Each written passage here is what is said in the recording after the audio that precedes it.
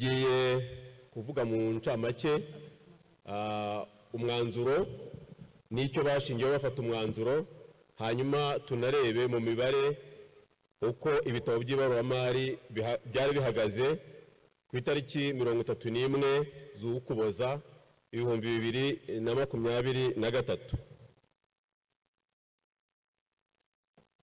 Ndagira ngo nsabe rero ku ikoranabuhanga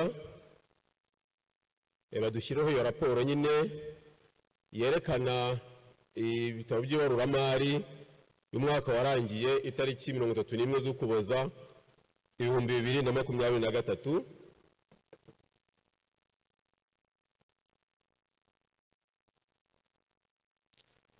Nk'uko tumaze kubivuga rero,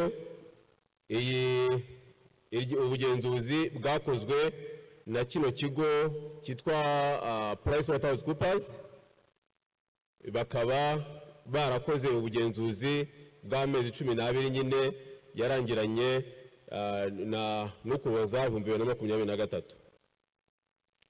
Baraterura bagira bati kuri twe raporo y'imari irerekana ishusho nyayo kandi iboneye y'uko umutungo w'ikigega RNIT Iterambere Fund wari uhagaze mu mwaka warangiye tariki 31 Ukuboza 2023, uko umutungo wagiye wiyongera n'uko amafaranga yagiye yinjira cyangwa asohoka, kandi yubahirije amabwiriza mpuzamahanga agenga imitegurire ya raporo z'imari n'ibisabwa n'itegeko nimero 062/2021 ryo kuwa 14 Ukwakira 2021 rigenga ibigega by'ishoramari by'abishyize hamwe. Bakagira bati ishingiro ry'umwanzuro wabo, turemeza ko ubugenzuzi bwacu bwubahirije amabwiriza mpuzamahanga y'ubugenzuzi. Inshingano zacu zishingiye kuri aya mabwiriza zigaragara mu gice cyagenewe inshingano z'umugenzuzi muri raporo yacu.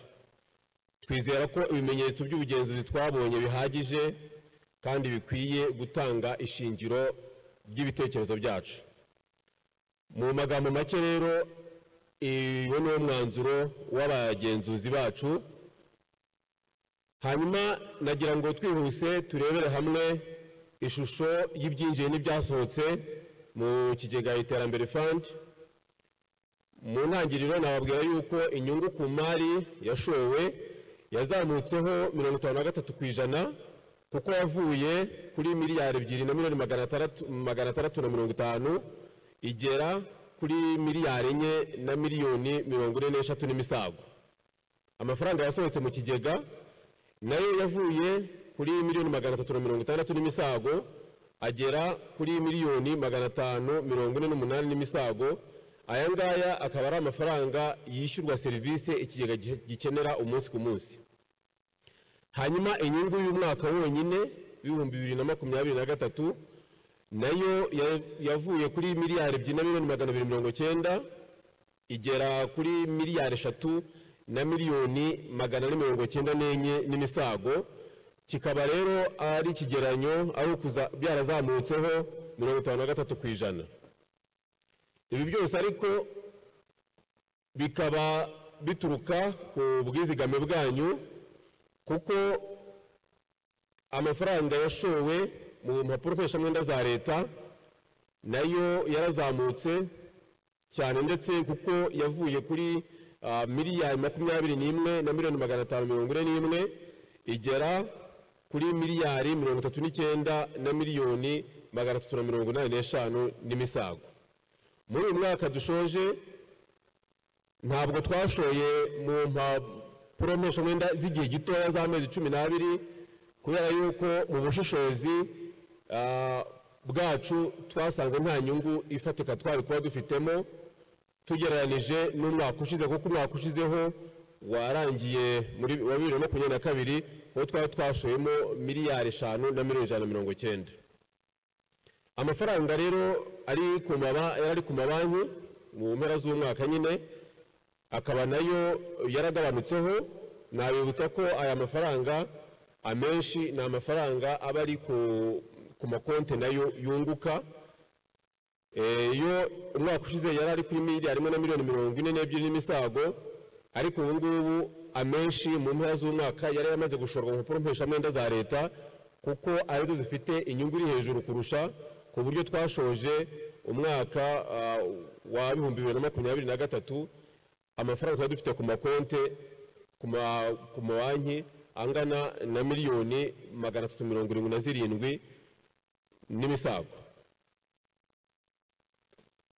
Hanyuma imyenda izishyurwa ikigega, imyenda batubereye cyangwa se amafaranga azinjira, nayo yarazamutse kuko yavuye kuri miliyoni 774 n'imisago agera kuri miliyari 1 na miliyoni 661.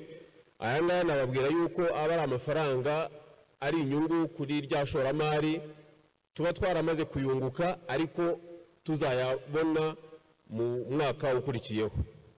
Rero iyo ari mu mpera z'umwaka nabyo tubikira muri raporo, kuko aba ari amafaranga ikigega kizabona, aba ari amafaranga ikigega kiba cyaramaze kunguka ariko azaza mu mwaka ukurikiyeho.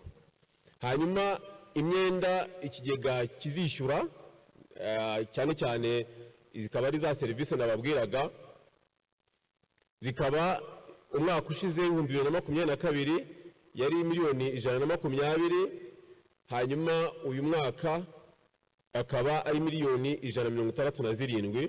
Aya ngaya akaba ari cyane cyane ari amafaranga yishyurwa serivisi zijyanye n'ikigega kiba cyarabonye muri uriya mwaka. Hanyuma umutungo usigaye twamaze gukuramo imyenda nawo ukaba warazamutse ku kigero cya 45%, kuko wavuye kuri miliyari 28 na miliyoni 127 ugera kuri miliyari 41 na miliyoni 260. Ubwizigame fatizo cyangwa se bwa bwizigame bwanyu tutari twabara inyungu atari yashorwa, nayo yarazamutse, yavuye kuri miliyari 22 n'imisago agera kuri miliyari 32 n'imisago. Hanyuma inyungu ikomatanije kuva ikigega gitangiye mu kuva aho kigega iterambere fund itangiriye, inyungu nayo yarazamutse kuko hiyongereyeho iriya nyungu y'uriya mwaka, byatumye iva kuri miliyari 5 na miliyoni 749 613 na 458 igera kuri miliyari 9 miliyoni 81 ibihumbi 855 n'amafaranga 617. Mu ncamake rero nguko uko imari yanyu ihagaze, nkaba rero mbashimiye ko mwanteze amatwi. Murakoze.